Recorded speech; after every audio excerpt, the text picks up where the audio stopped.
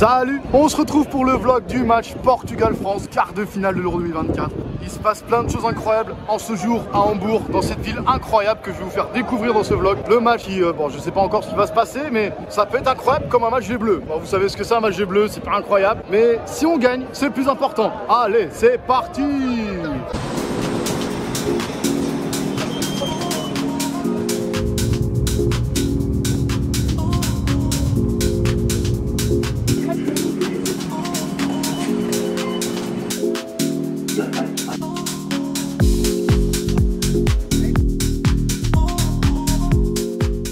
Et on recommence, on reprend le même endroit et on recommence. Et oui, on est encore à Mannheim. Pourquoi? Parce que cette fois, on va pas à Leipzig, mais on va à Hambourg pour aller voir qui les Bleus jouer un match historique peut-être, un quart de finale de l'Euro contre une sélection qu'on connaît bien, le Portugal, parce qu'on sait maintes fois jouer dans des matchs importants. Et qui dit des matchs importants dit des maillots magnifiques qu'il faut mettre pour encourager les Bleus.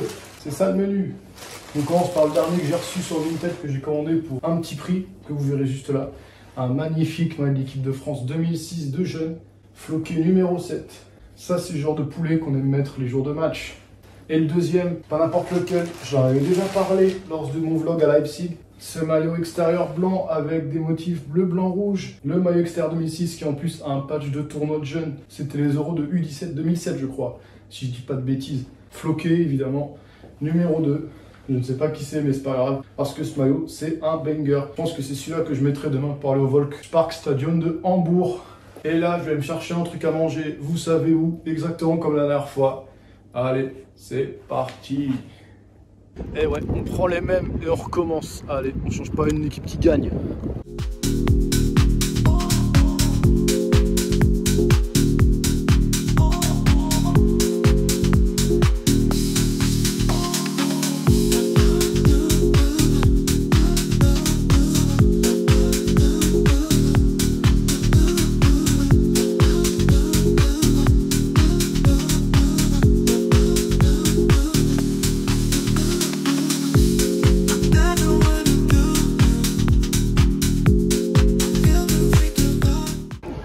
Nous voilà enfin arrivés à Hambourg après 4h30 de train. Là on va profiter un peu pour faire les magasins parce que le temps n'est pas vraiment là, hein, comme à Düsseldorf, comme à Leipzig, un peu comme partout, de la pluie. Mais on va aller faire le petit magasin Adidas. D'abord essayer de se choper un maillot de l'Allemagne, puis ensuite on fera le magasin des deux clubs d'Hambourg, le Hambourg SV, le club le plus connu, et le club de St. Pauli qui est le club populaire par excellence. Allez, let's go!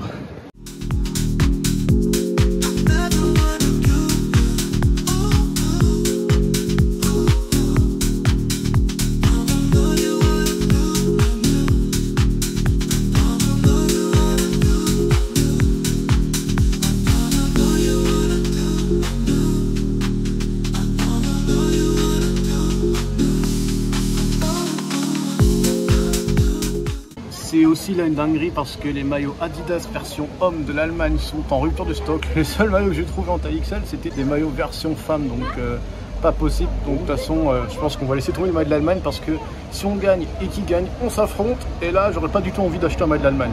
Allez, direction la boutique du HSV pour aller voir ce qu'ils ont aussi en termes de maillots.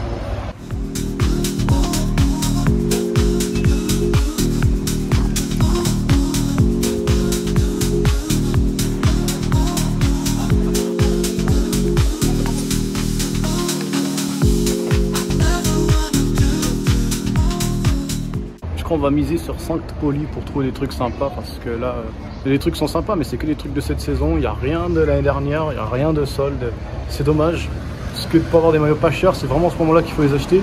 C'est ce que j'avais fait à Lens l'année dernière pour avoir des maillots pendant que j'étais au Festival Main Square. Bon allez, direction St. Pauli.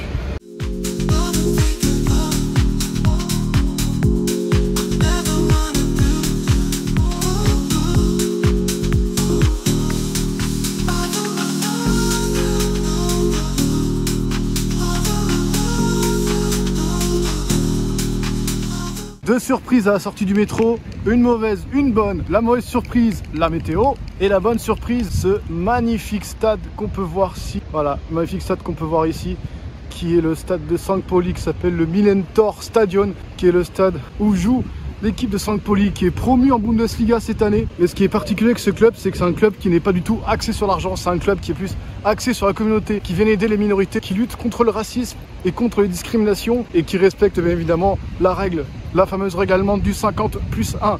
Allez, direction leur boutique.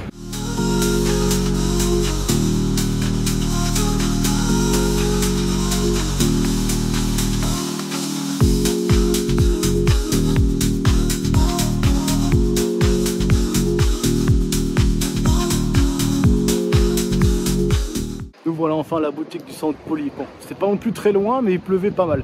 Bon, comme vous avez pu voir, on est passé devant la fan zone. Bon, elle n'est pas encore ouverte parce qu'il n'est pas 15 h. Et vu le temps, je suis pas sûr qu'il y ait grand monde qui va venir aujourd'hui. Surtout qu'il y a le match de l'Allemagne et que ce temps-là, les gens vont rester chez eux.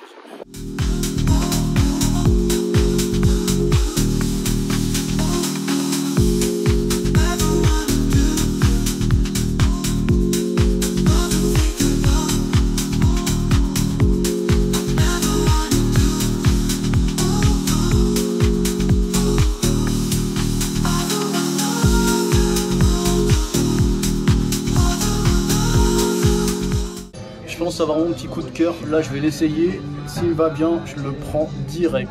Parce que c'est un chicken, mais un chicken comme vous n'en avez jamais vu.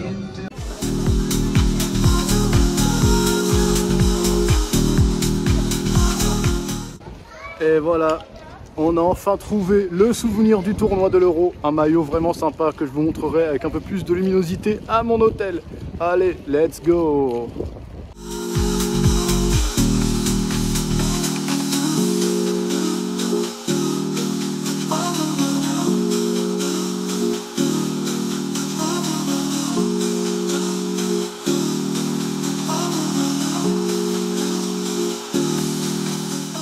Nous voilà arrivés enfin à notre hôtel à Hambourg, dans le quartier de l'Altona, un quartier portuaire qui est vraiment stylé, qui ressemble un peu à New York. On va enlever l'écharpe parce qu'il fait un peu chaud, on n'est pas encore dans le cortège. Cette magnifique écharpe offerte à chaque membre du club des supporters de l'équipe de France. Donc à chaque fois que vous vous affiliez tous les ans au club des supporters, pour 20 € par an, vous avez le droit à une écharpe et à des accès prioritaires aux billetteries. C'est pour ça que j'ai réussi à avoir des billets pour le quart de finale contre le Portugal de l'Euro 2024. Et on va passer aux choses sérieuses avec ce qu'il y a dans ce sac. Les petits souvenirs. On va commencer par les petits trucs que je n'ai pas montré dans la vidéo précédente. J'ai acheté un stickers comme ça du stade Millern-Tor de St. Pauli. Ça se coule comme ça, très très stylé. Et puis voilà, surtout le meilleur truc, ce que vous attendez le plus, avec une bonne luminosité. C'est ce magnifique maillot manche longue de St. Pauli. Et c'est un nouvel équipementier qu'ils ont, c'est Puma. Ils sont passés en Bundesliga cette année, ils sont montés après une magnifique saison. Et c'est un maillot qui est floqué de l'international australien Jackson Irvine, qui avait joué contre nous, contre la France à la Coupe Lyon 2022. Et là maintenant, ce joueur-là va se retrouver en Bundesliga. Maintenant, on va juste se préparer un peu et aller à la Casa Bleue.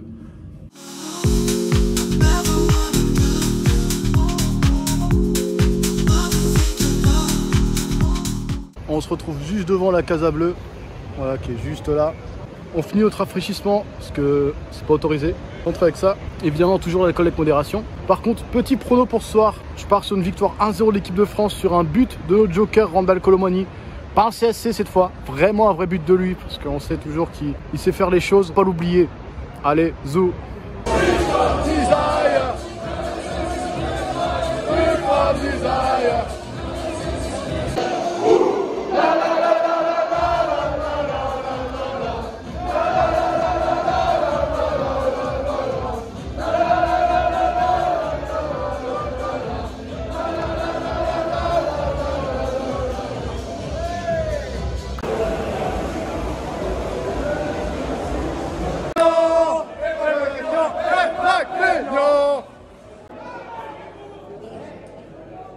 Deux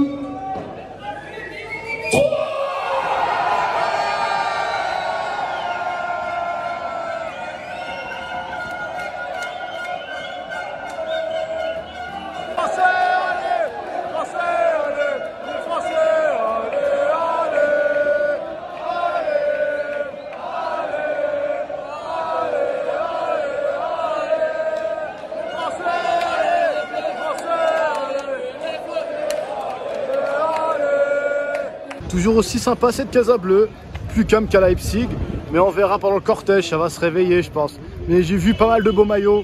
Bon allez, direction le point de rassemblement.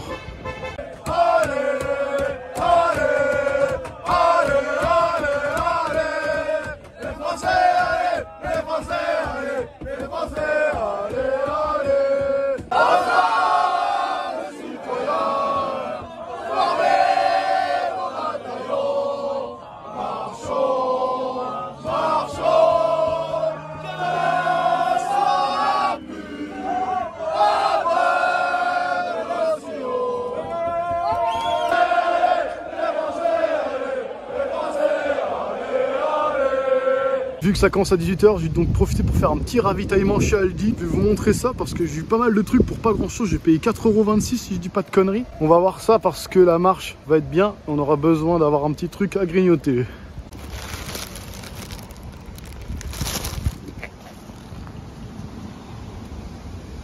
Comme je dis, c'est pas des lol, hein.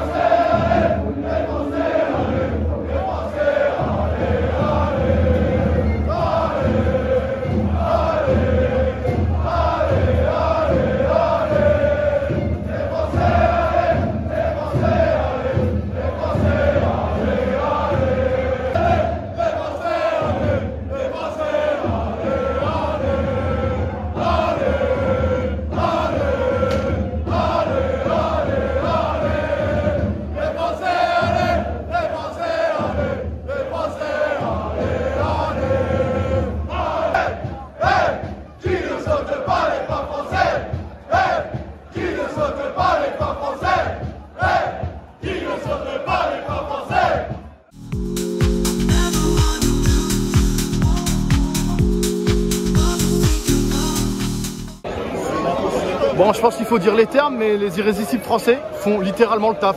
L'ambiance, j'ai jamais vu ça pour une sélection internationale, une sélection nationale. C'est incroyable. Ce qui s'est passé dans le tunnel, c'était extraordinaire. Bon, allez, direction le stade.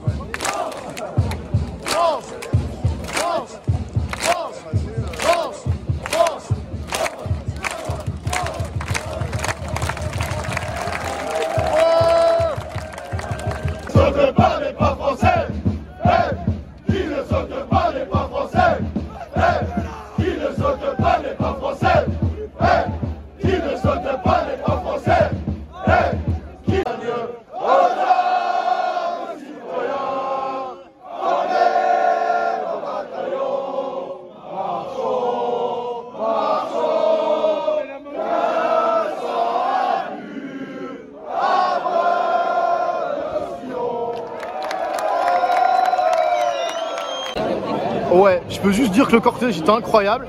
Là, on est juste à l'entrée du stade. Là, je peux entrer direct là, donc vas-y, je vais faire ça.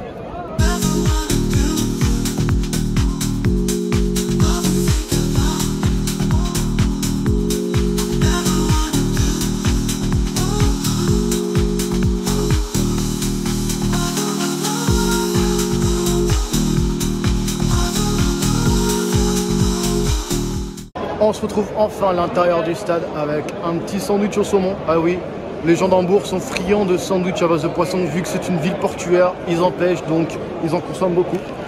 Allez, testez ça. Là aussi c'est très sympa. Allez, direction les tribunes.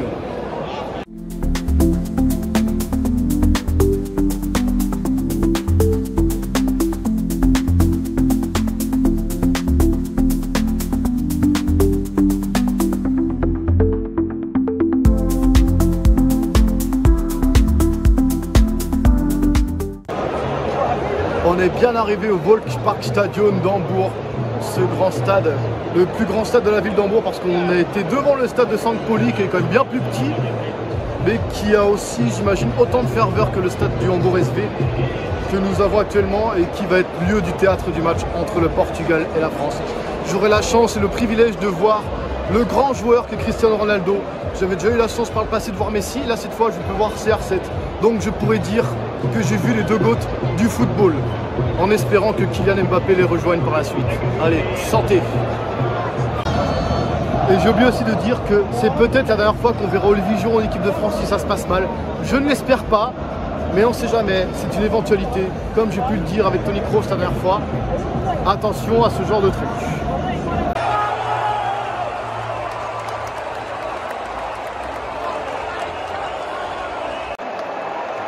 Égalisation de l'Allemagne, 1-1 entre l'Allemagne et l'Espagne, à quelques minutes de la fin. Ça va certainement partir sur des prolongations. Et si on se qualifie, c'est bien pour nous parce qu'ils seront peut-être un peu plus fatigués.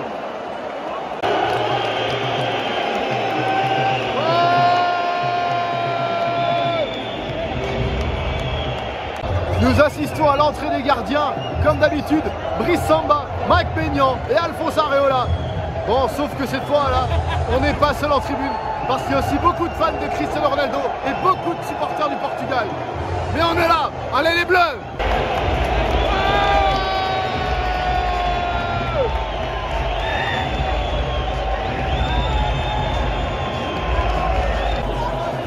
Et cette fois, ce sont les joueurs de champ qui font leur entrée sur le terrain. Nos joueurs de champ à nous. Allez les Bleus! Number 7, Cristiano Ronaldo. Number 6, Eduardo Camavinga. Number 7, Antoine Griezmann.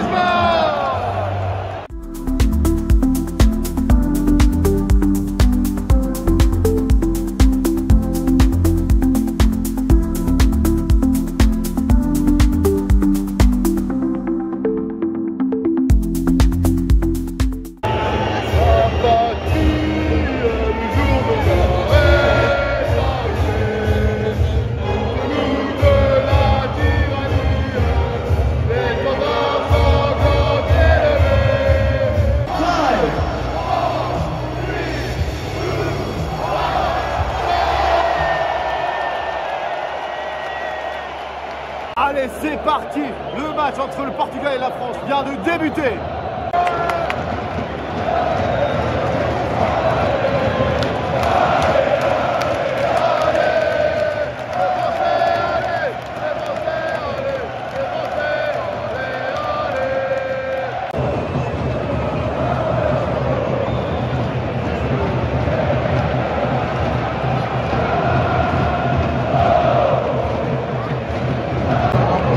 La logique est appliquée, les Portugais dominent le match, corner pour eux. Bon ça.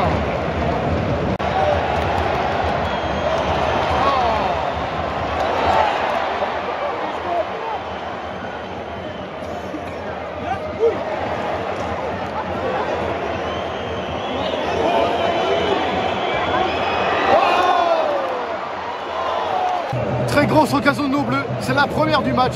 On se fait broyer par les Portugais dans le jeu, mais sur ce genre de truc, on peut faire la différence. Allez, c'est pas fini, allez les Bleus! Allez les Bleus! Allez les Bleus! Allez les Bleus!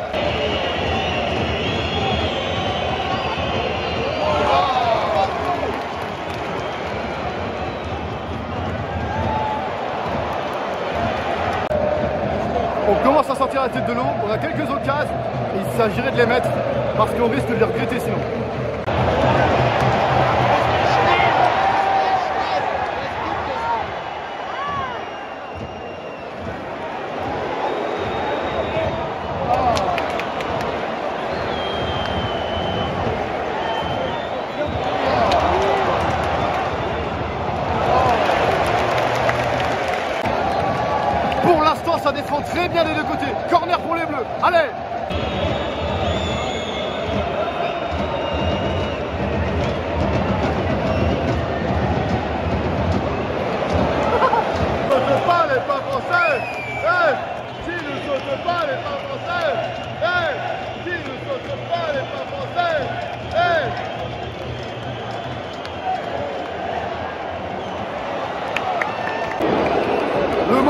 tout est arrivé.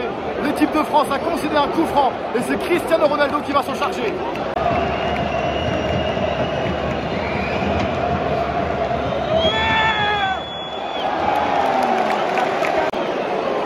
Et non, c'est quelqu'un d'autre qui l'a tiré et c'était mal tiré. Portugal 0, France 0.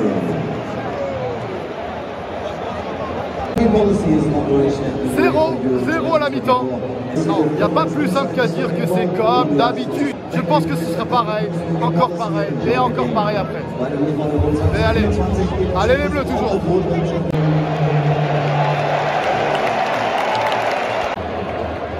Allez, c'est reparti. La seconde période vient de débuter. Allez les Bleus. France, France, France, France, France, France, France, France.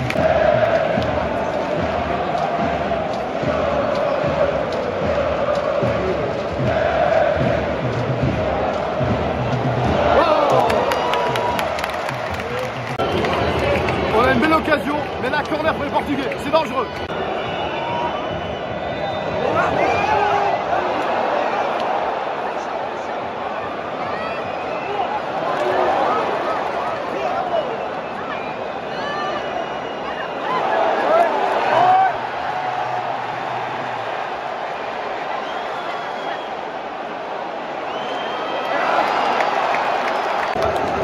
C'était super chaud pour les Portugais. Deux grosses occasions coup sur coup, une énorme parade de Mac-Maignan et un tir au-dessus. Faut pas lâcher. Allez les Bleus.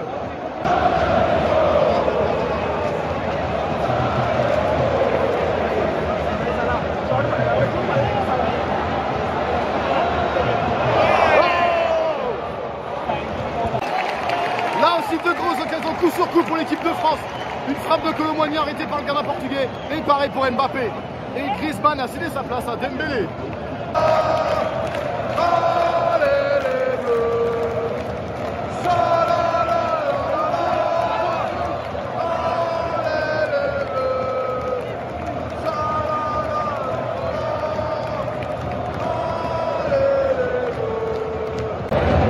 La seconde période est plus animée, beaucoup d'occasions de part et d'autre. Là c'est un corner pour le Portugal, il va falloir faire attention de ne pas regretter les tirs manqués de Camavinga et de Kolo Muani.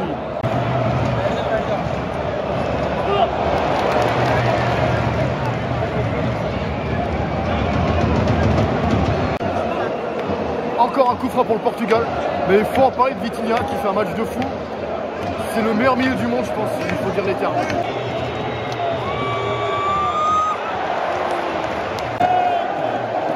Minutes de temps additionnel, grosse défense de Pépé sur Thuram, corner pour les Bleus.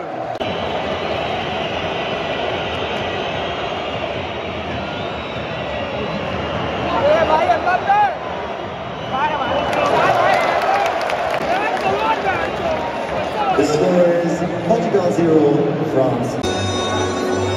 Fin du temps réglementaire, 0-0 toujours. On va passer aux prolongations.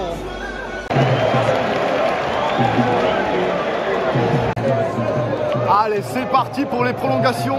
On ne sait pas ce que ça va donner, mais on y croit. Allez les Bleus.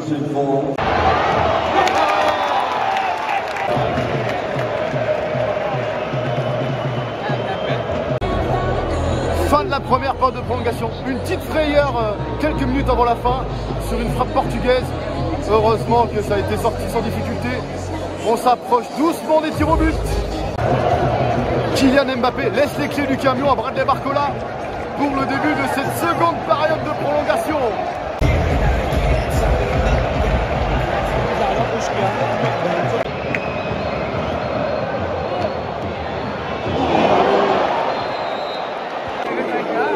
Alors là, Cristiano a voulu faire du grand Cristiano, mais est tombé sur une grosse défense. Allez, plus que 4 minutes avant les tirs au but.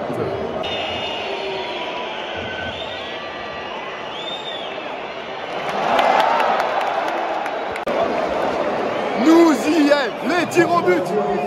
Et c'est Mac-Maignan qui permet d'y aller parce qu'il a fait un arrêt décisif à la dernière seconde. Pour mes amateurs de statistiques, la dernière fois que l'équipe de France a remporté une séance de tirs au but, c'était en 1998, en quart de finale face à l'Italie. Je pose ça là, on espère qu'aujourd'hui ce sera la fin de la malédiction. On croise les doigts. des tirs au but sur au côté du parquage portugais. Donc la qualité sera pas au top.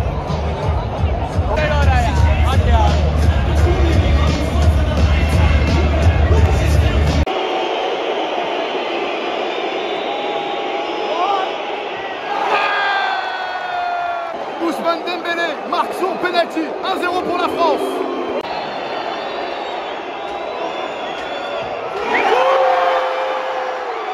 Cristiano Ronaldo a égalisé. C'est Youssouf Fofana qui va tirer. Je vous laisse là, je reviendrai. Félix a raté son penalty. 3-2 pour l'équipe de France. C'est pas fini. Faut pas lâcher.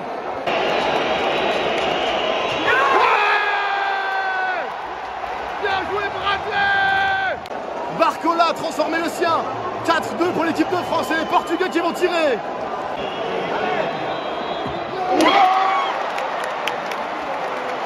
Mendes a marqué.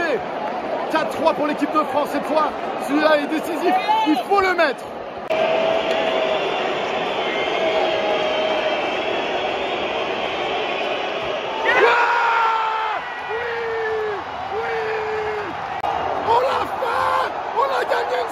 Tir au but, putain! Et ma voix qui déraille! Oui!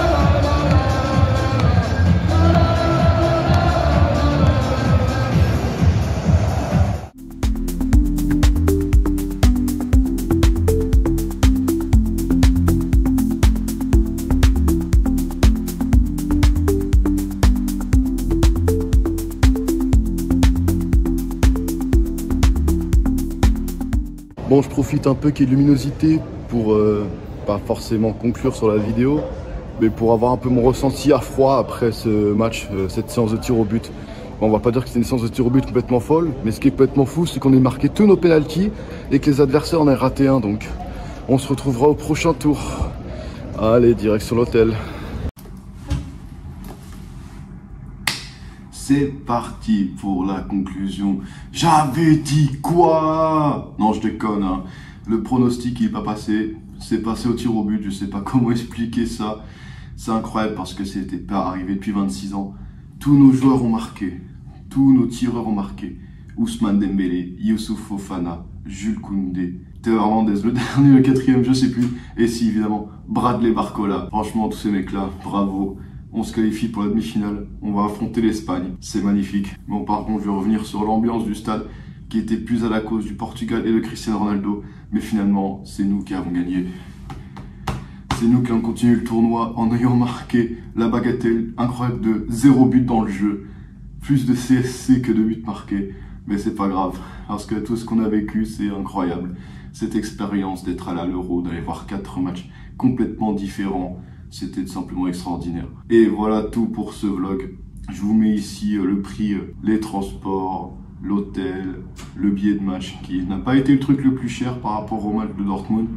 Ça grâce aux cartes de membres du club des supporters de l'équipe de France qui permet d'avoir des accès anticipés à la billetterie, donc d'éviter de payer les catégories supérieures. Donc je vous recommande vivement cet investissement pour les prochaines fois. Parce que ça coûte que 20 € par an et vous avez énormément d'avantages.